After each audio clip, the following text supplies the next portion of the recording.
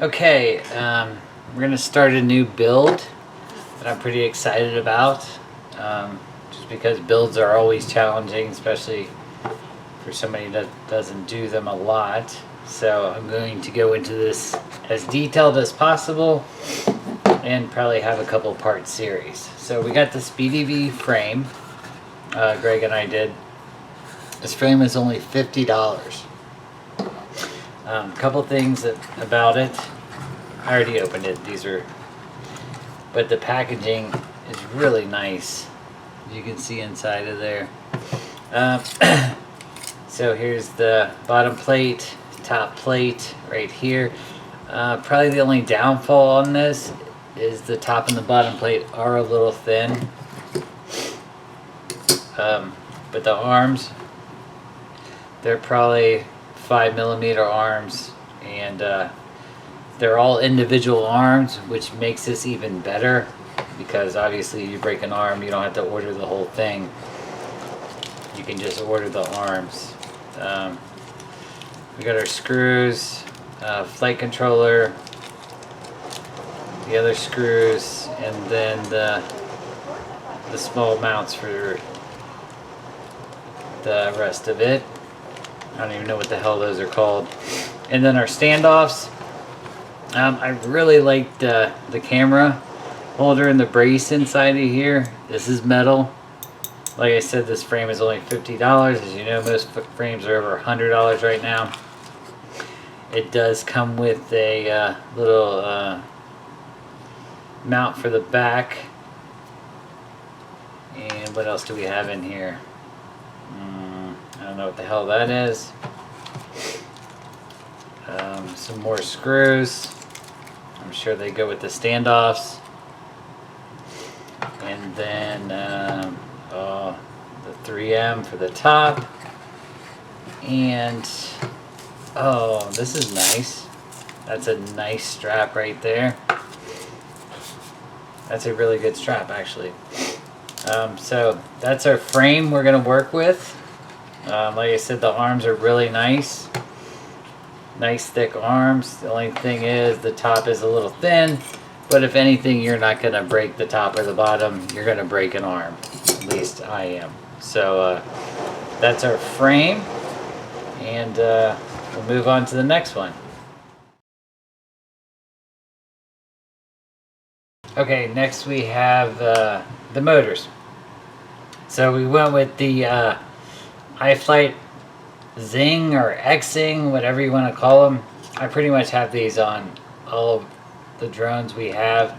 These are 2207 1855 Unibel motors. Really, this brand of motors, they're cheap. These were I think $19 a piece. So for 80 bucks you get 4 motors. They're really nice motors. They don't break. They take a beating. I've stuck these in mud. I've stuck them through trees. I've done about everything. Ran water over them and flushed them out, and they're fine. So really, I don't see going away from a good motor or a good brand of motors when you have them. So those are the ones we're going to use.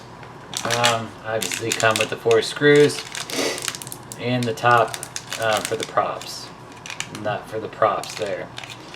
Usually I just will take these out, put these aside, and get these ready by putting this on it so I don't lose all these. And it's a good looking motor too. So those are the motors we're going to be using.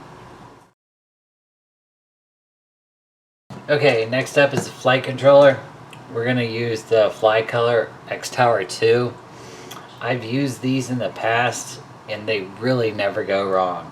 This flight controller, believe it or not, was $80. Alright, I really don't think you can get a better deal with the price of everything right now than this flight controller. I'm going to put links to all this down below, hopefully in the description when I figure it out. But these are very nice. This one right here has Bluetooth in it.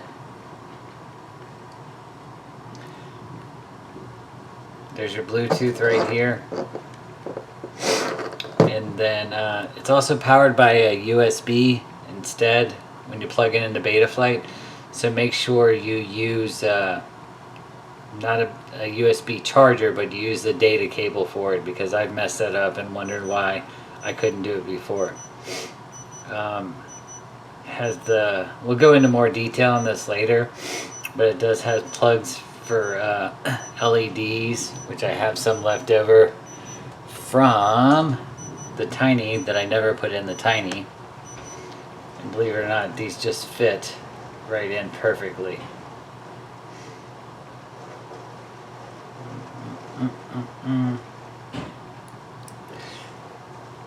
Well, they do. Trust me, they fit in. I did it the other day. So they actually fit in, so this will be nice for this. I'm pretty excited about that. So, like I said, I've used this flight controller before. It's really good. Most of it's, you have to solder it. And the instructions, you have to go online and look at them and try to find as much information as you can, because it is new. But I'll try to go over and show you as much as I can in this for what I use. So I'm pretty excited about this, especially for the deal we got with it. Comes with everything that normally comes with the flight controller.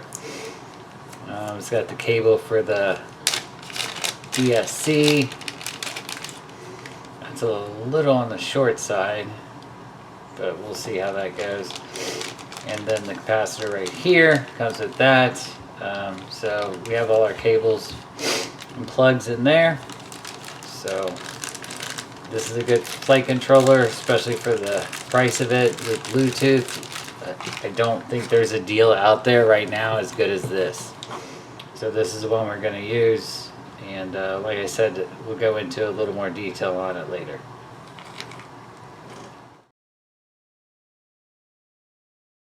Alright, up next we have the VTX.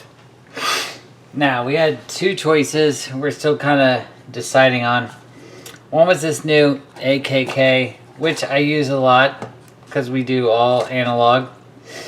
It's got a nice heat sink on the back here. Both 1 watt. It's pretty much pre-wired. Come on. Oh my gosh. Right here. So we were gonna, it's between this one right here, which we're gonna do, which I really like. They're both 1 watts, both of the ones we're deciding from are 1 watt. They both have smart audio, which is good. Yep, there's 1 watt on them, on this one. So it's between this one and the new Mamba that just came out. This is the Mamba right here. I like this one also, but I think we might save this one for a future build. Both around the same price. The Mamba's $29. It's all encased. Right there, as you can see.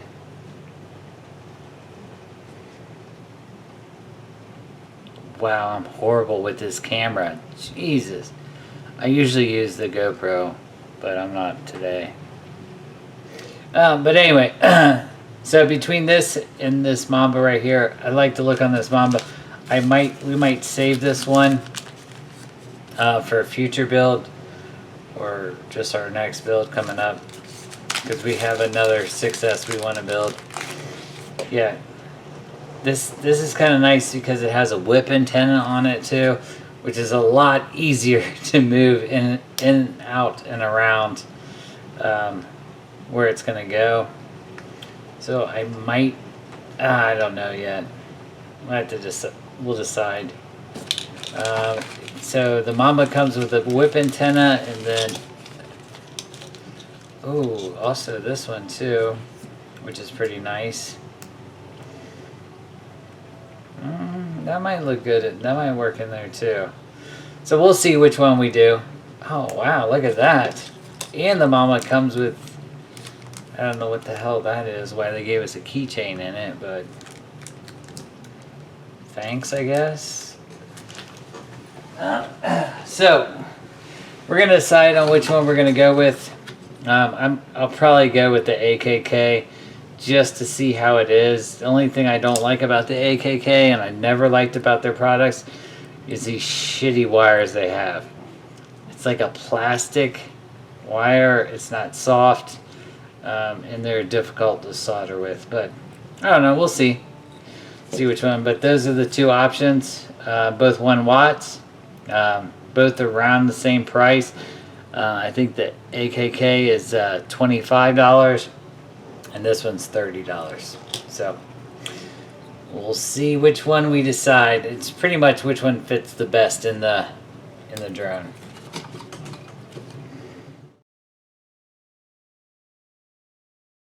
All right, next up, I like putting GPS on everything just for the simple fact that, well, I like to see the speed and a couple other things. We usually don't use this GPS here, but we usually use this Race Day Quad M8N GPS. That's one I'm most familiar with, but this one's supposed to be a little better, actually a lot better. So we're going to give this a try on this build.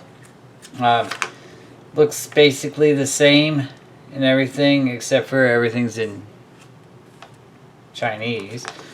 But RXTX, the whole deal.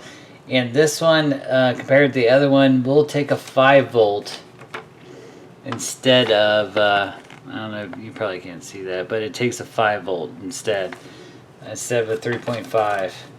So we're going to give this one a shot and see how this works.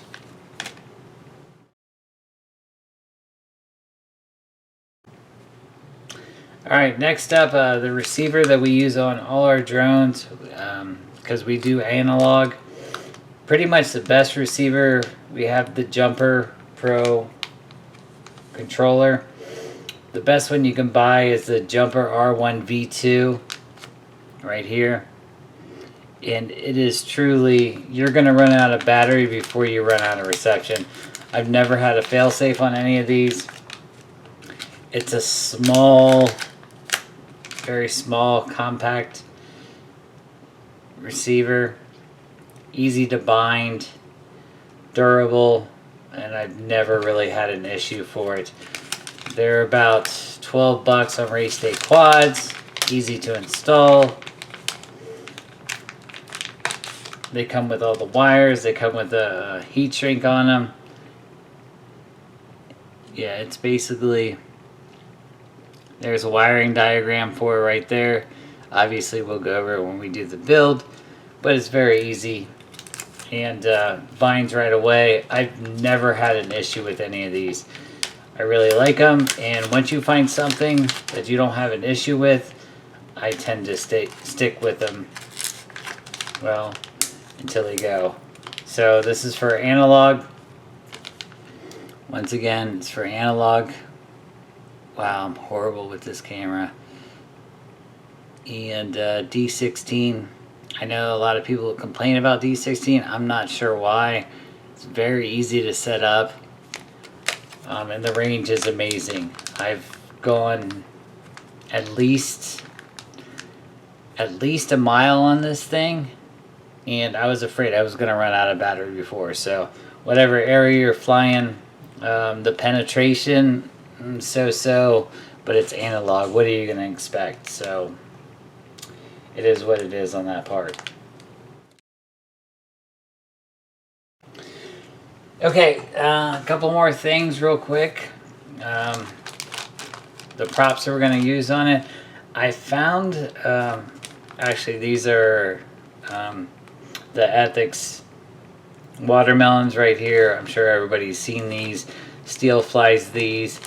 But I did find these T motors. And they are, this is a crystal blue, and I really like this color. And they're P449436. Maybe you can see that right there. It comes into focus. But these props just have a little more angle on them than the watermelons. You can see that in there. And they're really nice props. So I want to give these a try over the watermelons right now. I got 2 sets. I think they're about $3 on Race Day Quads. So we're going to go with these. And then I got motor wire covers. I saw this on there and I couldn't pass it up. I know you don't really need these or anything, but it's going to look really good on this build, so we're going to give this a shot. I haven't put them on any other builds, but I just like the shine of these, so we're going to give these we're going to try them out, see how it works. I might not like them and cut them all off, who knows. And then the stubby antenna right here. I like the stubbies. They're easy for analog. They don't break. I've never broken one of these. The shorter the antenna, the better. And for, I think these are $12.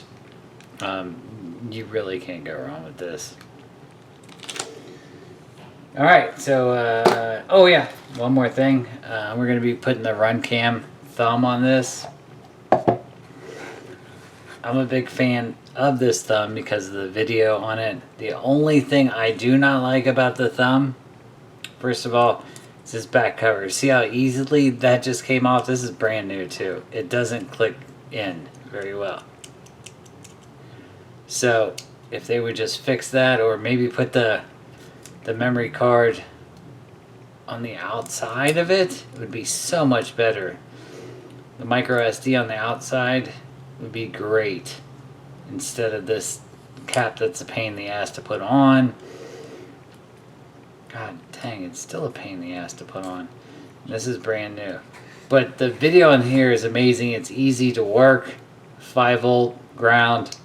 Push the button. You're done. It comes with, does it come with anything at all? Oh yeah, it does. It comes with the extra lens cap on it. It actually comes with a nice backup lens cap on it. And it's polarized. So you can use that. It comes with all the mounts on it and everything, which work really good. Yeah, there's a polarized one it comes with. So this is nice. I really like this. Besides that, the only other one I like to use more than that would probably be the Run Cam Orange. For $100 in the video this shoots, you don't need to buy a GoPro, especially if you're new. Get this, it's $100. This is $55. You don't need a $500 GoPro for what we're shooting.